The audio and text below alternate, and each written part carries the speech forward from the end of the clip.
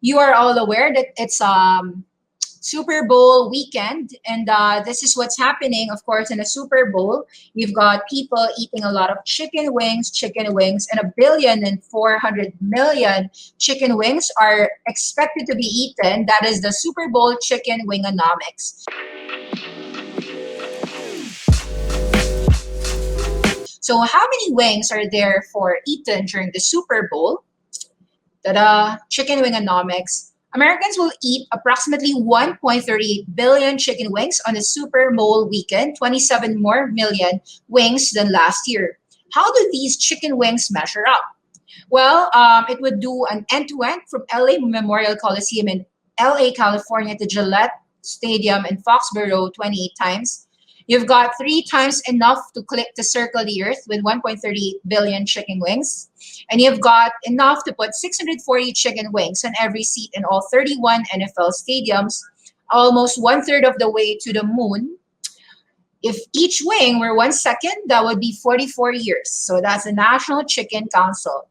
Usually with chicken wings, what are the best chicken wings out there? Chicken wing stocks. I'm not sure. This is not something that I do. I'm just doing this for like understanding. As in, I know about Buffalo Wild Wings, but I mean, people might probably just eat chicken wings that they've done by themselves, right? They might have just bought chicken from Tyson. I don't know. Let's see. Who are the chicken wing producer? Buffalo Wings. Top 10 US chicken producers grow in new directions. So I know about Tyson Foods. Top 10 chicken wing franchises for food entrepreneurs. Three chicken producers controlling 90% of the market. So let's read that. So I'm aware of Tyson Foods. So the Tyson Foods actually is still trading at 64, 66. This one looks to me to still, I mean, I'm not quite sure, but you know, there are saying that three chicken producers control 90% of the market and they're accused of price fixing again. So the accusations are chicken little. All right. So we'll see. How about like the biggest chicken wing franchises to consider here? The Wing Basket, the Atomic Wings, Wing Zone, Bonchon, Buffalo Wild Wings, Church's Chicken, Wingstop, Wings Over, Brewster's Chicken, Wings to Go. All I know that's listed is actually Buffalo Wild Wings. Let's see, BWLD. These are not my recommendations, but I'm just like, just wondering, is it still listed or is it already not? So Wingstop is listed. That's WING. What else is listed in the Buffalo zones? Let's see. Wingstop. Who are the competition of Wingstop? Wingstop is a $5 billion company, $155 today, rallied from about $50. Just wanted to be just interested with the charts of these names. Wing. So just a Super Bowl trivia note. All right. So Super Bowl is up this weekend. Has it always grown during the Super Bowl, or is it just a phenomenal uptrend? Anyway, you can see it very clearly. No need to be a technical analyst. It's very clear that it has risen from about what? From about as low as $20 to 180 $60 in the last, that would be about 5 years. So that's 9x your money. Says here that people love their chicken wings. Wingstop on chicken wings Super Bowl. Let's see whether the CEOs commented about it. 5 days ago, ahead of Super Bowl LV, chicken wing prices have been surging. All right, to get in on the frenzy, America devours more wings than ever. Restaurants have been doubling down. Me personally, I don't really bet on Super Bowl as a catalyst, but this is just really trivia. I just wanted to know what's happening. And so I was just like curious when I saw how many chicken wings are being devoured during the weekend. And it's like the official, surge, kind of like a spike on chicken wings. So prices surge ahead of Super Bowl with Wingstop. Let's see. It's just that I couldn't read this news, so I'm gonna have to like see how I could read it. That's February 3, 2021.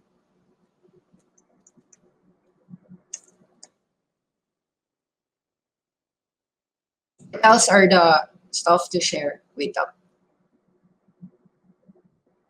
I'm just gonna read this because I'm just like interested what's happening. So US chicken wing prices jumped 20% this year ahead of Sunday's Super Bowl after record gains in 2020.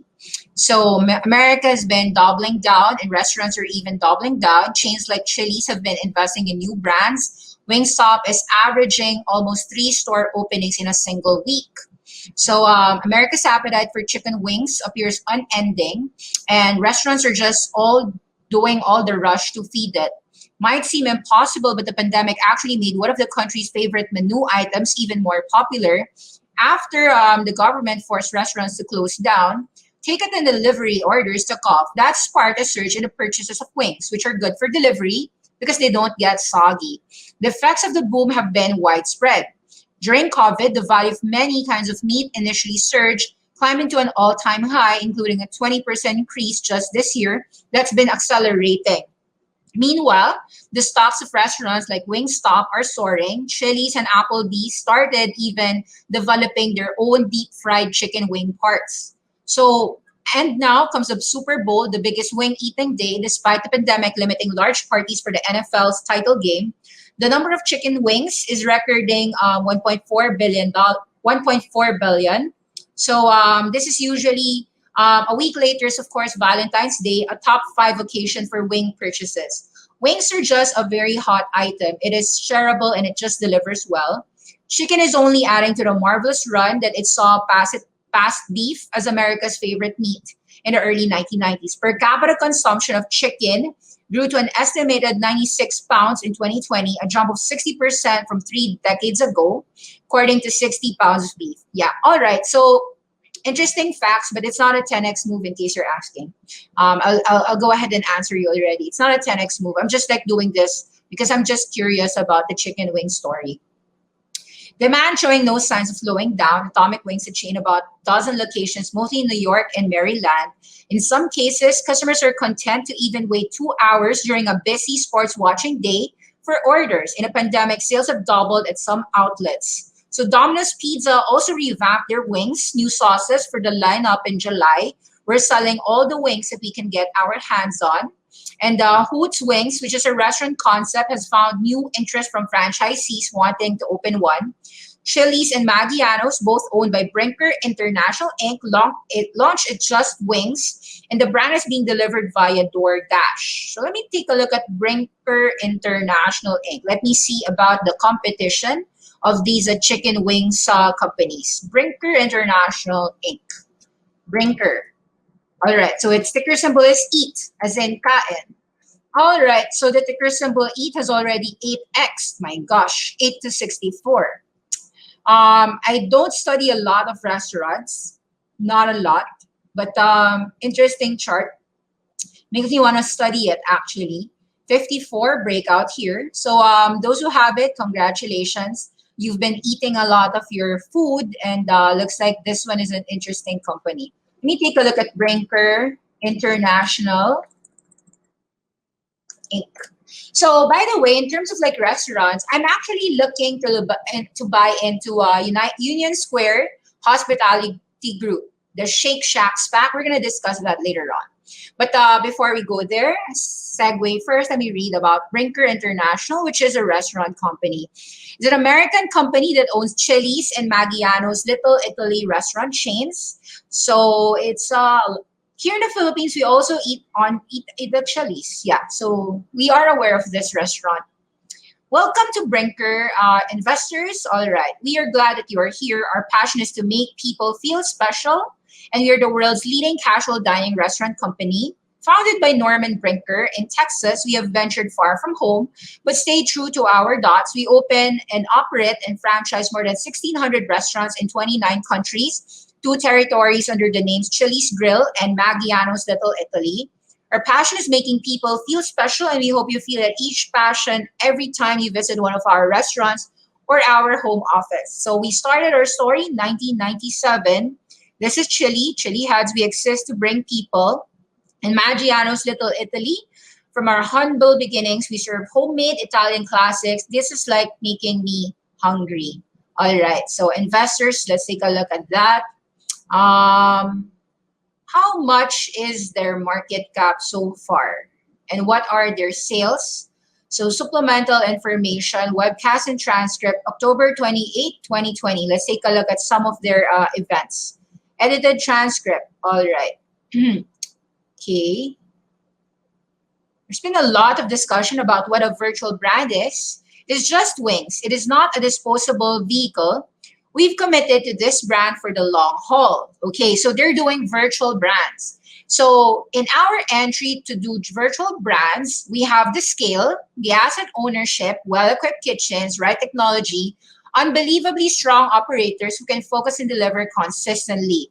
All right, so this is what's happening around the world. We are aware of Deliveroo, DoorDash, Uber, Cloud Kitchens, Grab, all of them are actually doing what? Yeah, virtual brands. So basically you can have like any brand you want, and any company does not have to officially have a brick and mortar store. These are delivery first companies. And whatever sells best on a delivery mode, you just have a social media marketing arm and take all those orders with the DoorDash apps, the Deliveroos of the world. And speaking of which, Deliveroo is an IPO upcoming in the US, so you might actually want to take a look at that. Deliveroo is Australia's largest delivery, kind of like food delivery. It's the same as DoorDash and what Uber does, Uber Eats does, same thing. All right, so with that said, in our own operating environment, we continue to demonstrate strength and resilience. Our first quarter performance are testament to deliver results. So they're saying that they're doing what Chipotle and what Domino's Pizza has done, which is delivery first company. Now, turning to our second quarter, our expectations and specific guidance, we will end the continued progressive comp sales established during the first quarter. We expect Chili's to further build its positive traffic performance to this period. Very fine start, anticipating year-over-year improvements in operating performance. All right, so we're seeing what are they saying? The CEO Wyman Roberts said, all right, the question was by one of the research analysts by Piper Sandler. Are you comfortable with less discounting? Is this something that you would carry forward? All right. So Nicole, that's a great question. That's what Wyman Roberts said.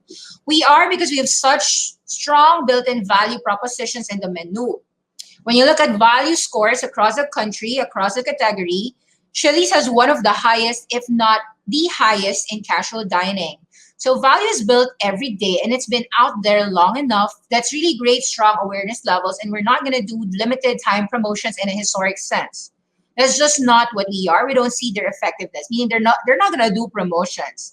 We're just trying to grow the business the best way possible. We don't see them being that effective, and so we're going to move what we think we can measure, which is more effective marketing channels. The team has done a great job building the database. Great job in execution, that the direct vehicle as consumers and guests come in. We're very comfortable with what we're doing beyond what's out there in the basement. All right, what's the next question about Just Wings? Nothing but incremental in terms of sales and margins. As soon as you talk about that, however, many months ago, it was, my email has been flooded out every single day with the concept doing the same thing. So everyone's doing the virtual brands. Now, so how do you ensure that your marketplace partners doesn't only lend the same support to your peers, especially given the data that they do have? Not that they would use your data and your name specifically, but nonetheless, they have your data. Okay, we've got a great relationship with DoorDash. Any partnership is built on trust. We trust them to do the right thing. We know they're treating us the way that our customers, we treat them. And so we assume that the same way we run our business, I have no concerns about my relationship with DoorDash. Tony is a very, has a business doing the right way. And we're partnering with them to grow the business in a very transparent way to make thorough their site to be more effective to get the brand's awareness levels up. Yep. If you're actually selling food, your critical partner is a DoorDash, a Deliveroo, the Dada Nexuses of the world, the Meituan Dianpings of the world, the Grabs of the world, the Lala Moves of the world. The delivery service is your biggest partner. All right, so I get that. Okay, direct to consumer about the delivery. Okay, let's just read more about the results. The question and answer portion. All right, You raise your development outlook. Is this a function of more sites or better visibility? Construction is set in motion. What is happening? So Executive VP and CFO said, okay, it's important to get the process going because development is a long-term process. We're opening new restaurants this year, a couple more next year. The work is being done with a bigger benefit. Second half 22 and 2023, we're going to be back up into and we're going to grow development side of the equation. All the efforts we're building the pipeline. It's very difficult to say the kind of really parse out impact depending on independence, development side of the equation. All right, so it's amazing to see that their company is growing, and looks like this go-to delivery is doing very well for this company, Brinker International. So 2:1 ratio. We're gonna go delivery first, and market likes it. Guess there's more to understand. You can just go to their first quarter results, go to their events presentation. But it's good to see restaurant sector going all-time highs. We have seen, of course, Shake Shack doing that delivery first move as well. Shake Shack is ticker symbol Shack. And it has broken that $90. We've been bullish since $30, since $50, $70. And this is a happy thing to see.